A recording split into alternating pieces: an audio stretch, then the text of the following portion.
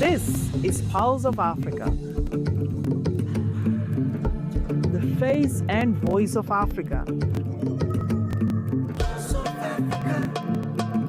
The story of resurgent and burgeoning Africa is here, only on the Pulse of Africa channel.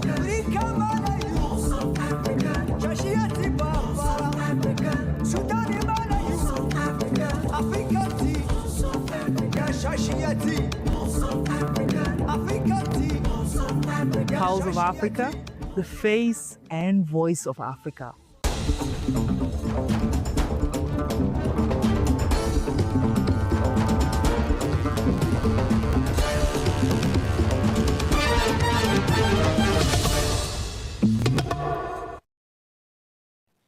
Hello and welcome to Pulse of Africa News. We delve into the stories that are shaping our continent, showcasing inspiring voices and important events. I am Samia Mohammed. I'm delighted to have you with us. Let's begin with Africa's vast energy potential. South African President Cyril Ramaphosa and Nigerian President Bola Tinubu says Africa holds significant untapped potential in energy generation and can play a key role in meeting future global energy needs if supported by the right investment and partnership. The two presidents were speaking during a heads of state panel on the vision for global energy at Abu Dhabi Sustainability Week in the United Arab Emirates. Abu Dhabi, the UAE's second largest city, has become a focal point for international dialogue on sustainability with leaders, investors and policymakers gathering to discuss solutions to climate change and energy transition. President Ramaphosa highlighted the continent's abundance of renewable energy resources, including solar, wind, and hydropower. I think Africa has a great opportunity when it comes to energy generation. We've got one of the greatest endowments in the world: the sun, the wind, and our mighty rivers. So a combination of all three, as well as our minerals, gives rise to great opportunities where we can generate energy. 600 million people on the African continent still lack electricity. And that in itself, rather than being a challenge, we see it as an opportunity. A great opportunity at that we can utilize all these endowments, our minerals, instead of exporting rock, soil, and stones. We should now beneficiate, add value to our minerals. President Bola Tinubu said Africa has a vast untapped potential in energy generation and must position itself as a key contributor to the global energy transition.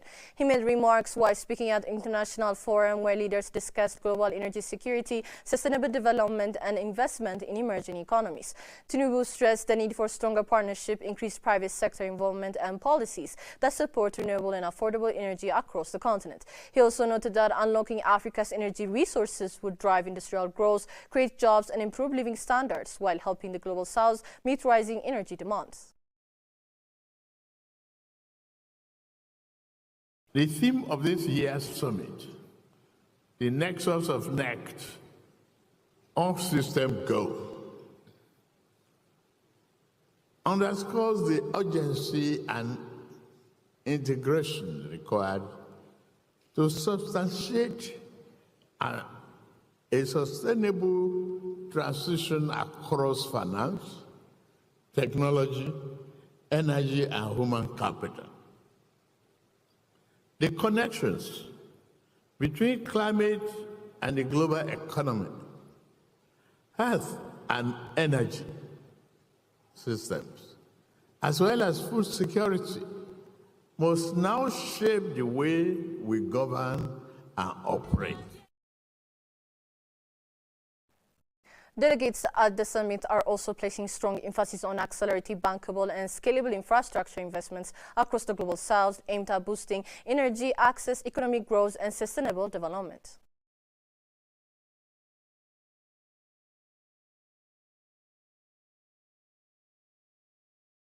Zambia and the Democratic Republic of Congo have strengthened their commitment to regional security and cooperation during the 14th Joint Permanent Commission on the Defense and Security, held in Lubumbashi from January 13 to 16, 2026.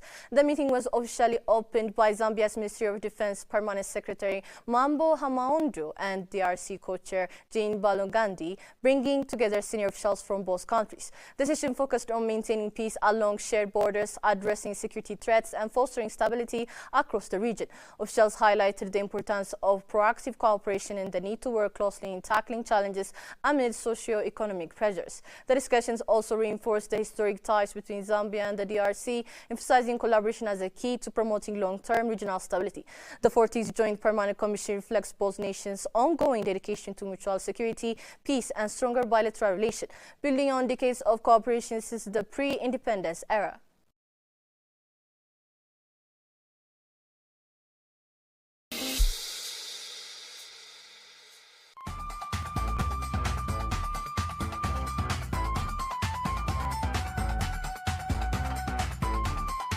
In Ethiopia, more homes and businesses now have access to electricity. Access to power supports education, healthcare, and local businesses. Light changes lives.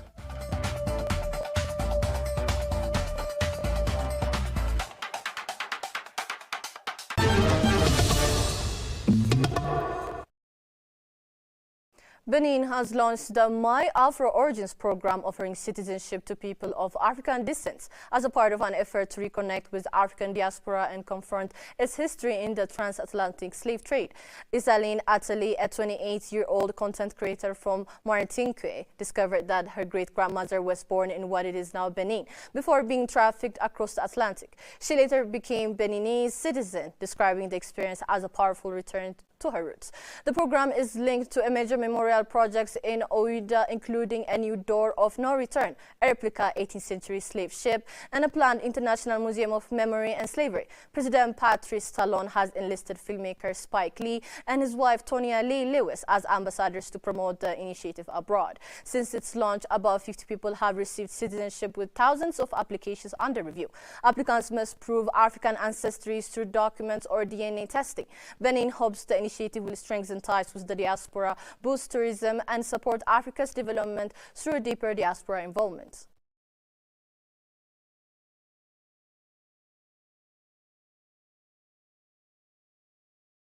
The chairperson of the Africa Union Commission, Mohamed Ali Yusuf, received the AU-EAC SADC panel of facilitators on the Eastern Democratic Republic of Congo situation. Present at the meeting were Olusegun Obasanjo, former president of Nigeria, Catherine Samba Panza of Central African Republic, Sahle-Work Zaude, former president of Ethiopia, and Mokgweetsi Masisi, former president of Botswana. Also present was Elias Mogosi, executive secretary of SADC. The chairperson commended the facilitators for their leadership, wisdom, and sustained engagement, and reaffirmed the AU Commission's full support to their mandate in advancing peace and stability on the continent. Speaking on behalf of the panel, Obasanjo thanked the chairperson for his leadership and commitment to Africa-owned solutions. Both President Obasanjo and chairperson agreed on the importance of coherence and alignment of all initiatives, including Washington and Doha, in support of the AU-led process. The panel will work closely with Faure Esozima Nyasimbe, President of Togo and AU designated mediator, to engage all stakeholders toward a durable and inclusive resolution to the situation in Eastern DRC.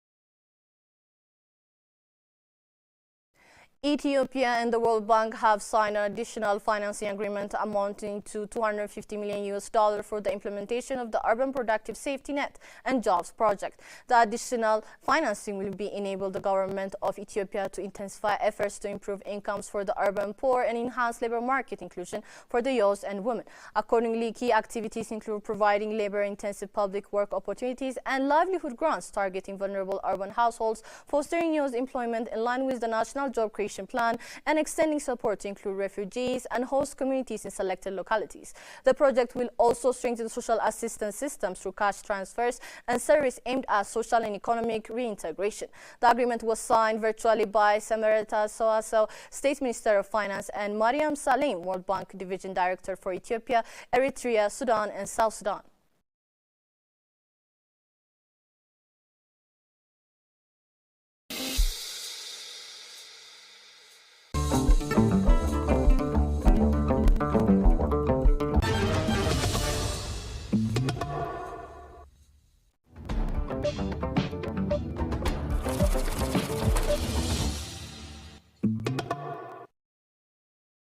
Now to business news. South Africa has been removed from the European Union's list of high-risk jurisdictions, a development welcomed by the National Treasury as a boost for trade and investment flows with Europe. The EU's decision follows South Africa's delisting from the Financial Action Task Force grey list and the United Kingdom's high-risk country list in October 2025. Pretoria had been placed on the FATF's list of countries under increased monitoring in February 2023, triggering automatic inclusion on the EU's roster of high-risk third country jurisdictions later that year. Grey listing meant South African transactions faced enhanced due diligence in Europe, including stricter documentation requirements, continuous monitoring, and senior management approval. Treasury officials said these measures added friction to payments and investment, complicating trade with EU partners. In announcing the removal, the European Commission noted that South Africa, along with Burkina Faso, Mali, Mozambique, Nigeria, and Tanzania, and strengthened its anti-money laundering and counter-terrorism financing regime and address technical deficiencies identified by FATF.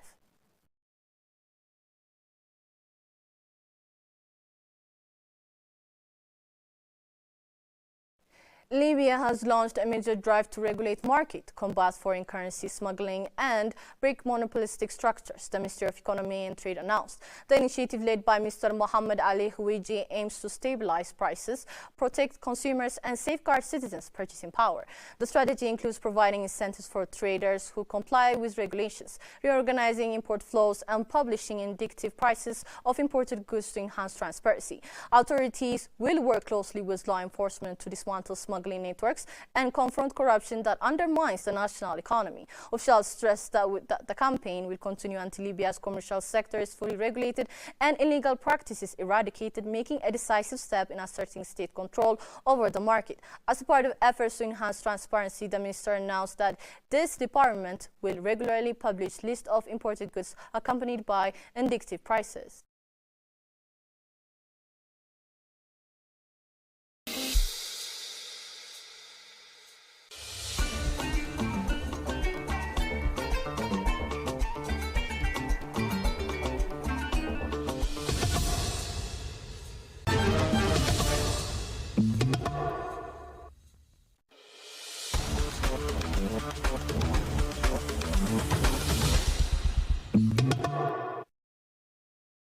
Now to sport news. Gloucester have secured World Cup winning South Africa lock Jane Klein for the 2026 and 2027 season, following 10 years with Munster in the United Rugby Championship.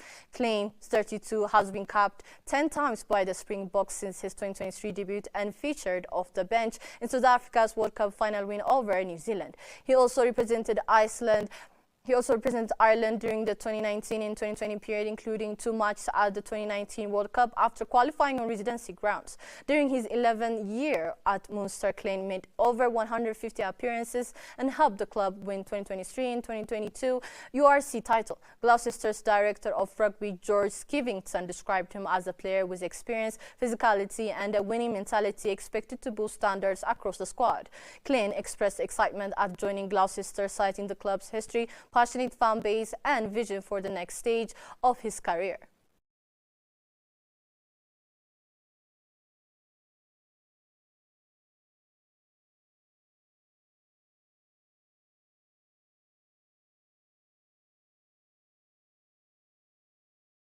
That wraps up our segment on Pulse of Africa News for this hour. Thank you for joining us, and goodbye.